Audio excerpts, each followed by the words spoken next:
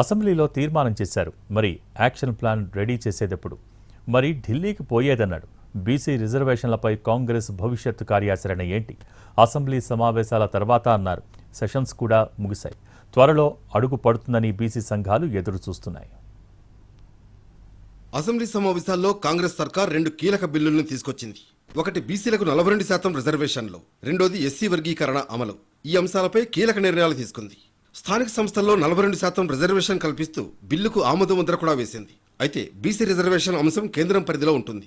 దీనికోసం ఢిల్లీపై ప్రెజర్ పెంచాలి. తీర్మానం చేసి కేంద్రానికి పంపినంత మాత్రాన అయినట్లు కాదు. సెంట్రల్ మీద ఒత్తిడి పెంచేందుకు కార్యాచరణ చేపట్టాలి. బీసీ సంఘాల సమావేశంలో సీఎం రేవంత్ రెడ్డి ఇదే అంశంపై దిశానిర్దేశం చేశారు. కులగణన చేయాల్సిందే, ఇది సమాజానికి ఒక ఎక్స్రే అని రాహుల్ గాంధీ గారు చెప్పారు భారత్ జోడో యాత్ర సందర్భంగా. అందుకే ఈనాడు ఆ కమిట్మెంట్ ప్రకారం మొదటి 15 నెలల్లోనే సామాజిక, ఆర్థిక, రాజకీయ, విద్య, ఉద్యోగ, ఉపాధి కులగణన సర్వేను పూర్తి చేసి ఈరోజు శాసనసభలో మనం బిల్లును ప్రవేశపెట్టినము. రాబోయే రోజుల్లో ఈ లెక్క ప్రకారం 56.36% బలహీన వర్గాల లెక్క తేలింది.